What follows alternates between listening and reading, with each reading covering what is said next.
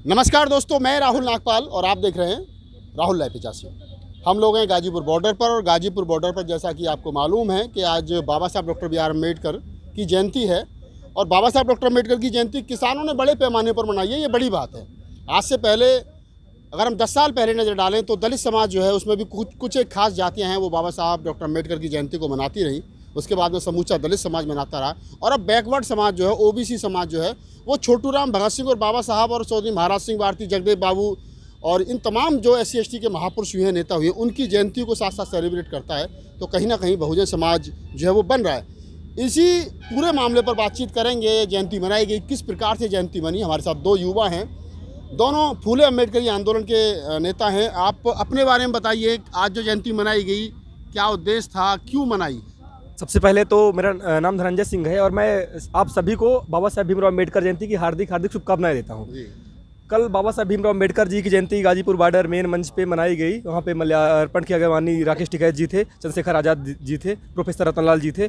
और बात यह है कि अम्बेडकर जयंती, जैसे कि आपने प्रश्न किया कि पहले सीमित लोग मनाते थे, अब बहुत से लोग मनाते हैं। बात एक जैसे जैसे शिक्षा लोगों को प्राप्त होगी वो अपने हकीकत को जानेंगे, अपने इतिहास को जानेंगे। क्योंकि बाबा साहब अम्बेडकर किसी एक समुदाय के नहीं है। बाबा साहब अम्बेडकर दुनिया के लिए समता के लिए काम किए। अगर बाबा साहब अम्बेडकर ने पानी पीने का अधिकार दिलाया भारत में, तो इससे बड़ा काम तो कुछ हो नहीं सकता। भारत में महिलाओं के लिए उस इंसान ने जो काम किया कि जब 1935 में बॉम्बे लेजिस्लेटिव काउंसिल के वो मेंबर बने, तब महिलाओं को जब बच्चा पैदा होता था उस टाइम पे छुट्टी लेने का अधिकार नहीं था। वो इंसान ने पहली बार इस छुट्टी का प्रावधान कराया। तो ये बाबा साहब अम्बेडकर की महान कार्य है, क्योंकि मतलब महिलाओं के लिए महान कार्य। अब अगर बाबा साहब अम्बेडकर की जगह कोई और होता तो उसको बहुत बढ़ा चढ़ा के पेश किया जाता है कि महिलाओं के बहुत बड़े नेता थे। ये भारत का जो समाज है, जो सामाजिक ढांचा है, उसकी हकीकत है, वो किस तरह देखता है बाबा साहब अम्बेडकर को, ये जो शोषित वंचित समाज था उसके लोगों को अपनी निगाह से। इसलिए अम्बेडकर साहब को इतना सम्मान नहीं हुआ, लेकिन जो उनके लोग थे, उनके अनुयायी थे, जब उनके प्रति शिक्षा आई, वो समझदार हुए, तो बाबा साहब अम्बेडकर का, जी हाँ, हर गांव में उनकी जयंती मनाई गई, हर शहर में मनाई गई। हर इंसान जो अगर अकेले पर्सन भी है, कहीं पे भी सामाजिक सभा नहीं कर सकता, अपने दिल से अम्बेडकर साहब को याद किया और उनकी जयंती मनाई। जैसा इन्होंने कहा, वंश के बाबा साहब डॉक्टर अम्बेडकर जो थे वो दलितों के नहीं थे, बल्कि देश की आधी आबादी महिलाओं के नेता थे। वो तमाम देश के नेता थे। उन्होंने पानी के अधिकार की बात की, महिलाओं को जो प्रेग्नेंट हो जाती है उसके बाद जो छुट्टी नहीं थी उसकी बात की।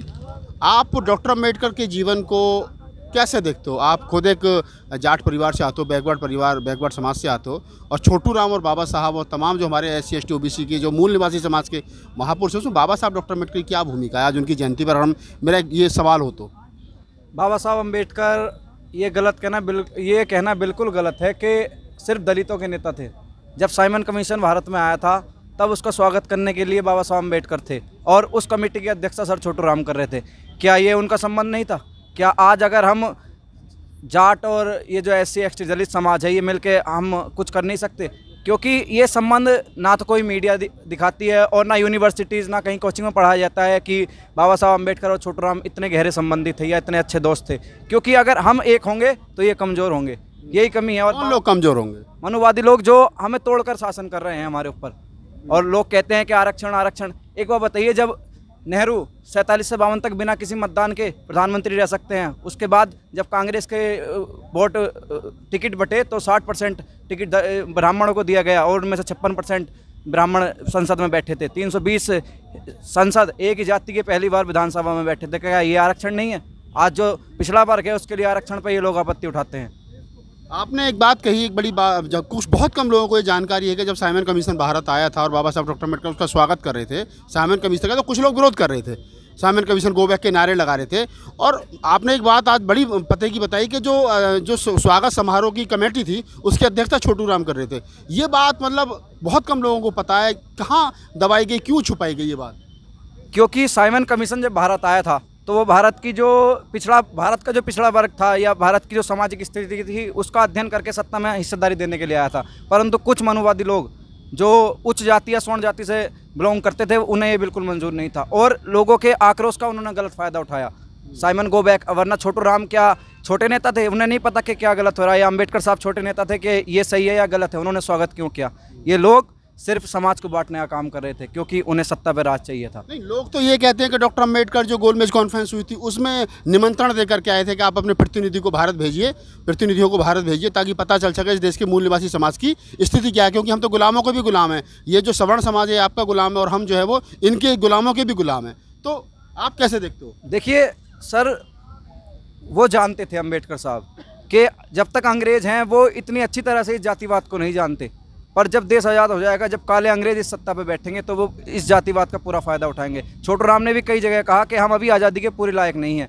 उनका ये मतलब था कि किसान मजदूरों को आज़ादी मिले तब देश की आज़ादी होगी। किसी जाति विशेष को आज़ादी मिलने से देश को आज़ादी नहीं मिलती। संघ के बड़े नेता रहे, उन्होंने उस समय आज़ादी से पहले कहा था 1940 के आसपास के गोलवर करने के अगर इस देश के अंदर अछूतों को और मुसलमानों को और समानता दी जाएगी तो मैं ऐसी आज़ादी को बेईमानी समझता हूँ। हाँ, तो आज वही सबसे बड़े देश के वो देशभक्त बने बैठे हैं, उन्हें लोग पूछ रहे हैं क्योंकि इतिहास नहीं पढ़ा जा रहा। और अब तो 2019 शायद मैं अभी 19 या 20 में देख रहा था कि बीए के सेकेंड ईयर में हिस्ट्री में इनका एक पार्ट जोड़ दिया गया है स्वयं सेवक संघ का। क्या पढ़ाएंगे कि हमने माफिया मांगी? हेडगेवर था, इसने 1942 में भारत छोड़ो आंदोलन का बिल्कुल विरोध किया था कि मैं संघ के तौर पे इसमें बिल्कुल समर्थन नहीं दूंगा। क्या ये लोगों ने देश की आज़ादी लड़ी? जिन्होंने आज़ादी लड़ी उनका नाम आज आगे नहीं। सर छोटू राम ने दलितों के लिए इतना कुछ किया। जब 13 अप्रैल 1938 को सर छोटू राम कृषि मंत्री थे पंजाब के, तो उन्होंने 6,554 बीघा कुछ ज़मीन, लगभग 5 लाख बीघा ज़मीन दलित समाज को दिलाई थी, जिससे वो खेती करके ऊपर जा सके। यहाँ तक कि उन्होंने जो वाल्मीकि समाज है इसके लिए कतरन कर का भी खात्मा किया था। क्या ये सिर्फ एक समाज के नेता थे? परंतु आज छोटू राम को जाट नेता या किसान नेता के रूप में दिखाया जाता है और अंबेडकर साहब को सिर्फ दलितों का नेता दिखाया जाता है। क्या नेहरू कैसे राष्ट्र नेता या गांधी कैसे राष्ट्र नेता, जिन्होंने देश के लिए काम किया? चौधरी साहब, चौधरी चरण सिंह, सर छोटू राम, अंबेडकर, ये राष्ट्रीय नेता होने चाहिए। ये राष्ट्रीय नेता होने चाहिए। चौधरी चरण सिंह, चौधरी छोटू राम, बाबा साहब डॉक्टर अम्बेडकर, तमाम नेताओं के हमें अपना नाम ले सकते हैं। धनंजय, आप बताइए थोड़ा सा कि जो बैकवर्ड समाज है, आज बाबा साहब डॉक्टर अम्बेडकर की जयंती में हम देख रहे हैं कि वो आ तो रहा है कुछ, लेकिन अभी खुल के नहीं आ रहा है। क्या मजबूरी है, क्या बेड़िया उसके पैरों में पड़ी है कि वो डॉक्टर अम्बेडकर को ना तो पढ़ रहा है, ना समझ रहा है, ना खुल के आ रहा है? अभी भी दूसरों की जय जयकार करने में लगा है। जिन लोगों ने उसका शोषण किया उन्हीं लोगों की जय जयकार करने में लगा। बात यह कि बेड़ियाँ उसके पैरों में नहीं, उसके दिमाग में पड़ी। वो मानसिक रूप से गुलाम है। गुलामी की आज़ादी कैसे मिलेगी? शिक्षा से मिलेगी। और ये जो लोग हैं शिक्षा को खत्म करना चाहते हैं। मैं आपको एक पुराना वाक़या बताना चाहता हूँ। जब द्वितीय विश्व युद्ध हुआ था तो जब इंग्लैंड में वहाँ के बजट पे बहस हो रही थी तो वहाँ के सभी सांसदों ने एक मत कहा था कि हम शिक्षा के बजट पर 1% कटौती नहीं करेंगे, क्योंकि अगर शिक्षा से हमारी एक नस्ल वंचित हो जाएगी तो हम उस नस्ल को सुधार नहीं पाएंगे। हमारी जो सड़कें टूटी हैं, पुल टूटे हैं, उनको 1 साल बाद या 2 साल बाद बना सकते हैं, लेकिन भारत में शिक्षा को खत्म किया जा रहा है। और भारत के लोग सोए हुए जो हैं वो शिक्षा के प्रति बिल्कुल ध्यान ही नहीं दे रहे हैं। उनको कुछ फर्क ही नहीं पड़ रहा कि कोचिंग धड़ल्ले से खुले हुए हैं। अभी पिछले साल क्या हुआ था, तबलीगी जमात के नाम पर पूरा गोदी मीडिया और पूरा IT सेल, पूरा भक्त मंडली रो रही थी, घड़ियाली आंसू बहा रहा था। और इस साल धड़ल्ले से जब कुंभ हो रहा है तो वही गोदी मीडिया भीड़ दिखा रहा है। कितने श्रद्धालु आ गए। इस देश में इतनी दोगलापंथी हो गई, इस देश के लोग इतने मानसिक रूप से गुलाम हैं कि उनको सच क्या है गलत क्या है दिखाई नहीं दे रहा है। तो उनको जब शिक्षा ही नहीं मिलेगी तो सिंपल सी बात है, गुलाम बन जाएंगे। जब गुलाम बन जाएंगे तो अपने ना तो हक जानेंगे, ना अधिकार जानेंगे, ना अपने नेता जानेंगे। कौन समतावादी था, कौन मानवतावादी था, मानवता के लिए किसने काम किया, बस उनको जो ही बता दिया जाएगा। गांव में जो प्रथा होती है कि पंडित आएगा, कथा सुनाएगा, उसको बता देगा कि ये फलाने भगवान, ये ढिकाने भगवान, इसका ऐसा काम करोगे तो ये आशीर्वाद मिलेगा। लोग उसी को मान रहे हैं। अपने दिमाग से सोच ही नहीं रही, क्योंकि सोचते कैसे हैं? शिक्षा से। जब शिक्षा ही नहीं रहेगी तो सोचना खत्म कर देंगे। बस जैसे RSS का काम है कि वो प्रचारक नहीं विचारक नहीं प्रचारक पैदा करती है। तो हर इंसान को ये सिर्फ प्रचारक बनाना चाहते हैं कि उनके विचारों का ये प्रचार करें। इनका दिमाग खुद खत्म हो जाए कि वो विचार क्यों करें। मैं बता दूं आपको छोटी सी बात कि मैं भी भटक गया था, RSS के एक संगठन में पहुंच गया था जब मैं भोपाल में था, लेकिन सुबह का भूला शाम को वापस आ जाए तो उसे भूला नहीं कहते। मैं समझता हूँ मेरा प्रयोग था कि मैं RSS पे या दक्षिण पंथियों पे प्रयोग किया, मेरी रिसर्च है उन लोगों की हकीकत क्या है। मैंने वहाँ पर जो गया और वहाँ पर जो हकीकत मैं जाना, सच में वो मेरा एक रिसर्च था कि उनकी हकीकत क्या है, वो चाहते क्या हैं। अगर मैं बाहर से लोगों से सुनता तो वो उस तरीके से नहीं समझ पाता। मैं वहाँ पे गया तो उनकी गहराइयों को ज़्यादा अच्छे समझ पाया, गहराइयों को जान पाए। वंश, एक बड़ी बात है कि जैसे मैंने धनंजय से पूछा, सेम सवाल आपसे है कि क्या मजबूरी है बैकवर्ड समाज के पास में। अगर मैं बैकवर्ड समाज की कुछ एक जातियों की बात कर लूँ, जाट है, गुजर है, पटेल है, यादव है, जो जो अपर बैकवर्ड है, वो अपने आप को सवर्णों के साथ तो जाना पसंद कर रहा है, लेकिन ना तो बाबा साहब को पढ़ रहा है, ना दलित समाज के साथ आकर के रोटी बेटी का व्यवहार करने को तैयार है। क्या मजबूरी है उसके साथ में? मजबूरी जैसा कि भाई ने बताया है कि शिक्षा। अंबेडकर साहब ने कहा था कि शेरनी का दूध और शिक्षा जिसे मिलेगी वो दहाड़ेगा। पर आज का समाज शिक्षा की ओर नहीं, सिर्फ आज भारत में अब कोरोना काल चल रहा है, इस टाइम पे मीडिया दिखा रही है कि हॉस्पिटलों में बेड नहीं है, एक बेड पे 3 लोग बैठे हैं। क्यों? अब हॉस्पिटल आएंगे कहाँ से? क्योंकि हमने हॉस्पिटल की तो लड़ाई लड़ी ही नहीं कभी, हमने तो मंदिरों की लड़ाई लड़ी। मंदिरों से ले लो क्या लोगे। अम्बेडकर साहब ने कहा था कि सुबह जब उठोगे तो 2 घंटियाँ बजेंगी, एक मंदिर की एक स्कूल की। तो मैं स्कूल में जाना पसंद करूँगा, मंदिर में नहीं जाना पसंद करूँगा। स्कूल में जाना पसंद करेंगे, मंदिर में जाना नहीं पसंद करेंगे। चलते चलते हमारे तमाम जो दर्शक आपको देख रहे हैं, क्या कहना चाहोगे डॉक्टर अम्बेडकर की जयंती के अवसर पे? मैं तो बस यही कहना चाहूँगा कि दुनिया के मजदूर एक हों। कार्ल मार्क्स ने कहा था कि दुनिया के मजदूर एक हों, तुम्हारे पास खोने के लिए सिर्फ बेड़ियाँ हैं और पाने के लिए पूरा संसार है। और हमें मिलकर, हर समाज को मिलकर इस देश से संघीय विचारधारा को ख़त्म करना है। यही वो लोग हैं जिन्होंने तिरंगे को ये कहा था कि जो लोग भाग्य के आधार पर इस देश के राजा बन बैठे हैं, उन्होंने हमारे हाथ में झंडा तो पकड़ा दिया है, परंतु कोई भी हिंदू इस तिरंगे को मानेगा नहीं। क्या आज उनकी विचारधारा से हम इस देश को चलाएंगे? क्या वो देशभक्ति का सर्टिफिकेट देंगे?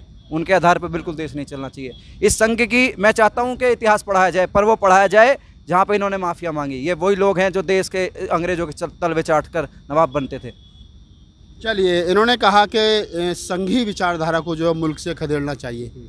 क्या संघी विचारधारा को मुल्क भर से खदेड़ने से काम चल जाएगा? नहीं, उसको खदेड़ेंगे हम कैसे? शिक्षा के माध्यम से। तो बात यह कि भारत में भगत सिंह, अंबेडकर, चौधरी छोटू राम, चौधरी चरण सिंह, चौधरी महाराज सिंह भारती, रामस्वरूप वर्मा जी और जो बहुजन लेखक, चिंतक, समाज सुधारक डॉक्टर राम मनोहर लोहिया थे, जिन्होंने मानवता के लिए, समतामूलक समाज के लिए का सपना देखा, उसके लिए काम किया, उनकी विचारधारा जब पढ़ाई जाएगी तो जो कपोल कल्पना वाली, अंधविश्वास, पाखंड वाली विचारधारा ये धराशायी हो जाएगी। तो धराशायी करने का सिर्फ और सिर्फ एक रास्ता है, शिक्षा। जब तक शिक्षा नहीं मिलेगी तब तक धराशायी नहीं हो पाएगी। तो मैं सबसे यही कहना चाहूँगा कि जैसे बाबा साहब भीमराव अम्बेडकर ने कहा था, शिक्षित बनो, संगठित रहो, संघर्ष करो। हमारे पास सिर्फ और सिर्फ वही मूल मंत्र है। हमें शिक्षित, अगर सरकार नहीं करेगी तो हम सबकी जिम्मेदारी है, अपने एक समूह बनाकर लोगों को शिक्षित करना पड़ेगा और संगठित करना पड़ेगा, संघर्ष करना पड़ेगा। तब हम सत्ता में भागीदारी पाएंगे और समतामूलक समाज स्थापित कर पाएंगे। चलिए, तो ये वो 2 नौजवान थे जो आज बाबा साहब डॉक्टर अम्बेडकर की जयंती मंच पर मनाएगी। उसके बाद मैंने 2 लोगों से बात की, उससे मालूम हुआ कि जो ख़ास तौर से यहाँ छोटू राम, भगत सिंह और डॉक्टर अम्बेडकर की विचारधारा को लेकर के जिस प्रकार के होर्डिंग, जिस प्रकार के बैनर यहाँ लगे हैं बाबा साहब को लेकर के, इससे एक बात तो साफ़ हो जाती है कि ये जो SC ST OBC के बीच की जो खाई थी, ये पट रही है कहीं ना कहीं। और ये खाई जिस दिन पट जाएगी, इस दिन इस देश के 15% जो संघी मानसिकता के लोग हैं, मैं समझ सकता हूँ कि उनकी जो दुकान है वो बंद हो जाएगी। अगर आपको हमारा वीडियो अच्छा लगे तो उसको लाइक कीजिए, शेयर कीजिए, कमेंट्स कीजिए और उसको आगे बढ़ाइए। मैं राहुल नागपाल, कैमरामैन CL बोध के साथ।